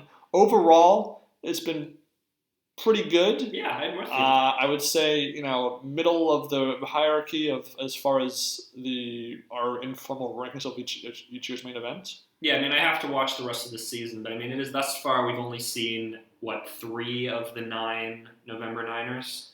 Yes, Ivey, Schaffel, and Shulman. The other 6 we've not seen once. Yep. And ironically, I feel like some of the final table members are so important. Oh yeah. To the main event history. Joe Cata, Darvin Moon, and even Saud. Yeah, he's made another final table since. They are all, important poker historical figures, particularly for what they're symbolized with, as far as the kind of players that other people could relate to. Right. So they've not been shown yet. Ivey has been prominent, but not overwhelming, so it's not a monopoly on the attention of the episodes. Mm-hmm. Now, we've agreed that a lot of the segments are very, very hit and miss. Yep. Some I really enjoyed, some I hated, some I thought were intriguing. But I think the pacing and the focus have been much better. Same here. Obviously, I've enjoyed the wildcard feature a lot, but I've hated the other segments, more or less. The heads up segments, I've had like the Hellmuth. Just I've liked one or two of 13 episodes, and I've liked one or two of each category of segment, which is not enough. That's fair enough. Yeah, the nuts have been completely pointless. Yes. And so before we sign off here, I think we should discuss a few things. I recently, in preparation for my big trip to Las Vegas in a couple weeks, I made a trek to a casino to play a cash game, which again we can acknowledge is a very different atmosphere than a tournament. But yeah, I bought into a $1, $2 no-win hold'em table for $200 on 2 different occasions. I would lose the $400 in total, but I think I played pretty well. I played tight, but I made some good decisions. At one point, my first losing hand, I had aces. I was, I think, middle position. One guy had raised 5. I popped it to like 15. Got 2 callers. I had ace of hearts, ace of clubs. Flop came 9-6-4 with 2 clubs. I bet like 20. One guy calls. Third player who I've been beating up the entire time. I bust him once. I won a lunch. He goes all in for about 120 or so. I have 325 behind, and I'm thinking he probably got a 9. Right. And maybe a flush, but probably a 9. And the other guy, I don't really know what he has. Like maybe this was overtime, but I go all in for 345 total. Okay. The other guy tanks for like 5 minutes, thinking like, well, if I call, then I'm still even on the day, and I got a big hand. I got a big hand. And so his talk is making me think he's got like 2 kings, 2 queens. Right. Yeah. And just the fact that he's taking that long, I'm ruling out 9s obviously, because I'm also ruling out 6s. I'm thinking maybe a flush draw or like a combo draw or something. He finally does call, turns over 2 6s. So he was slow rolling. He was slow rolling me for sure. I mean, he was. I didn't say anything to give away my hand or anything. I moved all in confidently. Yeah. So I guess he thought maybe I had 9s or something, but I didn't think that was. He was slow rolling you. And it was a slow roll, and then unfortunately it goes brick, no flush, no ace. So I lose my first $200 plus the profit I was about $145 after like 2.5 hours. So that's a shame. And then my second go through. I had some trouble. I just didn't really get a ton of hands. I was chipping down. I was down to $68 from my original 200. One player on my table was playing pretty wildly. He was raising blind and stuff. So at one point he 3-bets blind to like 15. I go all in with ace-jack suited. 2 other players had entered the pot voluntarily. They fold, so there's a lot of extra money in there. The guy says, well, let's see. I'm going to look at one card. If it's good, I'm going to call. If it's not, I'm not. He looks over the queen, which I'm like, ugh. I'm okay if I'm folding because I can get probably about maybe like $35, $40 in dead money if he folds. But with the queen flipping over, it's okay. It's a off-suited queen from my ace-jack suited, so it's okay. He then just calls at the queen. Flop comes king, queen, 5. I'm now behind. I have a straight draw. And then turn comes another queen. I lose my ace outs. The river's a 7. He flips over. He did queen 7. He makes a full house on the river. Didn't need it. And I lose a ace-jack against queen 7. I'm a 2-1 favorite to more than double up. And be up to like 150 probably. That's gross. I'm so sorry. And so but I managed to out maneuver a maniac. Yeah. Get them to call it a weak hand. Of course. But if you take away those 2 losses, I was a profitable player my first time in that scene. Yeah. So I was happy with how I played. I made maybe 1 or 2 bad calls, but I had a hand to call with, so it wasn't egregious. Mm-hmm. I had like the second nut straight. I called an all-in and nut straight. Stuff like that. But otherwise, it was fun. Yeah, and the hands you won, like how did that go? How did you well, so probably the biggest win I had was I had ace queen offsuit. Mm-hmm. The guy who I held over the whole time. Yeah. He was in the hand with me. The flop comes ace high with 2 hearts. Mm-hmm. I bet he calls. The turn comes a queen of hearts. So I have 2 pairs, 3 with a flush. Yeah. He bets like 75. Yeah. I have like 125. Mm-hmm. So I'm thinking either does he have the flush or doesn't he? I don't think he does. So I go all in. It's like 50 more. The pot's like 250. He folds. Wow. He basically doubled me up basically, and without having to put a showdown. It was a great hand for me. I went with my instincts. I wasn't afraid, and I won a huge hand. That was a key chunk of the profit I had accumulated. Mm-hmm. I busted him later because I had a pair of kings, queen kicker, we had a pair of kings with a 9 kicker. Ooh, okay. So he overvalued his top pair against me on it was like a king 6-6-4 board. Mm-hmm. He goes all in, I call, brick on the river, I win. It was just that guy won 2 big hands against him. Very good. Really, with the cash game, I found a player that I could take advantage of because I was playing so tight. The whole table was, for the most part, respecting my bets. So when I actually had a hand and they didn't know it, that was when I took advantage of it. Good for you. I was 1 for 1 on bluffs. I only bluffed once in like 6 hours of play, and it worked. So that was pretty sweet too. Awesome. Yeah. So I want to talk about how the World Series has been going thus far. Might as well. So ironically, what the trend has been, a lot of the top pros or just pros are winning the bracelets. They're kind of hogging all the bracelets. And my 3 favorite players to kind of keep track of, Hellmuth, Madison, and Negrano, are actually doing pretty well. Absolutely. They're making lots of deep runs. Hellmuth's made like 5 final tables. Mm-hmm. He has a first place, a runner-up, and then like a 5th, 6th, like a 7th or something crazy. Something like that, yeah. At one point during the Dealer's Choice event, with like 10 left, you had all 3 of them in the final 10. Yeah. And that was unbelievable. I watched some of it live. Unfortunately, Phil Hellmuth had a huge lead against Adam Friedman, couldn't close it out. But I'm very happy with my favorite players, how they're performing. Yeah, and Adam Friedman, I mean, winning 3 consecutive Dealer's Choice championships is really impressive. I mean, he's got to be the greatest mixed game tournament player of all time. He might just be. And I mean, Hellmuth Hellmuth did a very good job too. Yeah. He got unlucky in a few spots, obviously. Misplayed a few hands. But to just of all the games that you have to learn and how to just instantly switch your brain over is just really impressive. Yeah, I mean, Adam Friedman definitely is not I've been playing perfect for 3 days and I just blew it. He should not be known for that. He should be known for being a skilled, frankly, like Hall of Fame tier player. Well, I know him more for his awful call against Timoshenko in 2013 main event with the queens on the 4-heart board, but that's okay. Yeah, he's a skilled guy, and I think he deserves to be in the conversation with the Hall of Fame. But probably the most talked about incident at the WSOP is Hellmuth threatening to burn the casino down if he lost. Which event was it again? So it was a 7-card set event. Hellmuth was at the final 4 or final 5 at that point. Something like that, yeah. He was chip leader at one point. I think to start the final table. Mm-hmm. And it just kind of went downhill from there for him due to Anthony Zeno. And again, there was the speculation, the talk of many poker podcasts, and I guess now hear it for us too. Yeah. How he gets away with these outbursts, these F-bombs and everything.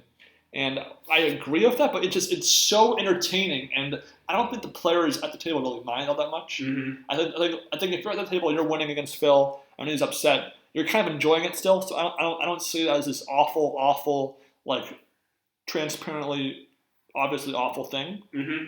But nonetheless, it does get attention. Yeah, I mean, I'm with you. I mean, I was listening to the Dealer's Choice event, and Norman Chad was on there, and he was talking about how it hurts the respectability of the game and so on. I mean, I'm sorry, but poker playing is like second to drug dealing in terms of respectable professions, right? I mean, gambling addiction is a bigger threat to the respectability of the game than a player saying a bunch of F-bombs. The idea that Hellmuth is hurting the respectability of the game through his antics, sure, he's not exactly helping it per se, but I don't think that it's as major of a problem as people make it out to be. Not to mention, Phil is one player. I've seen NFL clips, baseball clips, basketball clips of F-bombs and worse being said. Yeah. And for the most part, the production companies do a good job of blocking out player chat during these games. Mm-hmm. But there's much more of that in football. And I think football is considered a very respectable sport and whatnot in the public eye. So really, I think it's a little almost hypocritical to be like that. Yeah, I mean, like in an NFL season, I mean, there's usually like one big incident a year of like somebody physically assaulting somebody else on the field, like swinging helmets at people. When was the last time you heard about domestic violence in poker? Yeah. Never. In football, it's like every year. Yeah, and Hellmuth, I mean, has never been involved in any like cheating scandals or anything like that. Nothing like that. Meanwhile, like Mattisau sold drugs to an undercover cop. Sean Chacon's killed people with his car. You can talk about those players and none of that ever comes up. But when you talk about Phil Hellmuth, this relatively minor conduct comes up. I'm not trying to defend what he said at all. Mm-hmm. I wish that he hadn't said it. But the idea that this is like hurting the respectability of the game is, I just think, a little pretentious, frankly. I do want to shout out to a comment we had on our thread on pokerstrategy.com. Mm-hmm. In case people are wondering why our videos on YouTube are just black screens, we originally had a commission for an artist to draw us up a logo, mm-hmm. an image to put on our videos, and that has not yet materialized yet. So retroactively, we will be updating these videos with those images. Mm-hmm. But for now, we forgive you if forgive us for the delay in that. I know it makes our videos seem a little bit off, but it's only temporary, and we are working on it because we have our idea of what we'd like our videos to look like on YouTube. Yeah, I mean, we're not trying to do anything too fancy here. We just want to try to keep this as a straightforward podcast. We're not going to get sponsors or anything like that.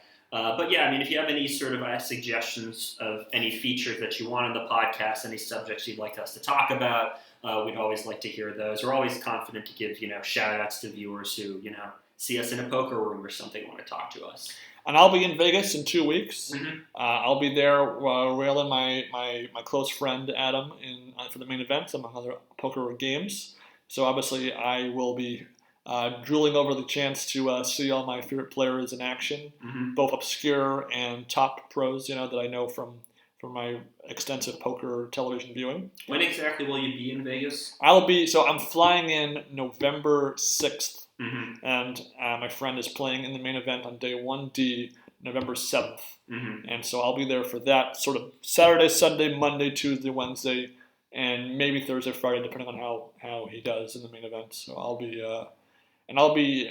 around. Just I'll be looking for anybody. If you see me, obviously my voice will probably be your best way to tell me from everybody else. But I'll be discussing my podcast to people, trying to get the word out there, and it'll be fun. Yeah, I mean, we'll try to not have that be like a huge delay on the production of the podcast. We might maybe be able to get the second half of 09 out before then, maybe. So that's in like 13 days. We would have to watch 12 episodes. It's possible. It's possible, yeah, but we just to give you a heads up about the timing, that might cause a bit of a delay, right. Potentially. If not for the 09 episode, maybe for 2010 or something like that. Something like that, yeah. Yeah. We won't be able to bring you live coverage from the WSOP or anything like that. We won't be able to do like a special episode or anything. I'm not going to Vegas. I will discuss my time in Vegas for sure. Anything to see and talk to people about, but that will be in a future episode for sure. Yeah, so I think that about wraps it up. I think so. Yeah.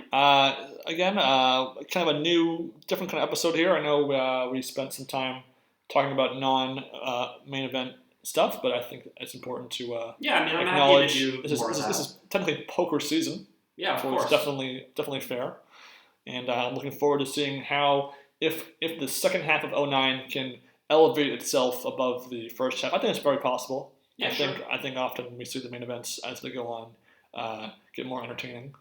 As they go on. And obviously we're going to be seeing, as we mentioned, 6 of the 9 November Niners for this year for the first time. So it's always nice to see their character introductions and see how their narratives build. Yeah. So best of luck if you are playing in the WSOP or any other events and you're listening to this podcast. Happy Halloween. Happy Election Day. If you have a local election, go and vote in it. That's my one little political comment. Oh my God, we're going to get beaten up for that, man. I know. I only worked on 3 political campaigns, so. Anyway, guys, stay safe. We'll see you next time. Leave us a comment and share the word about us, and we'll see you in the first and last Ivey main event Dynasty. Yep. Take care, guys. Bye.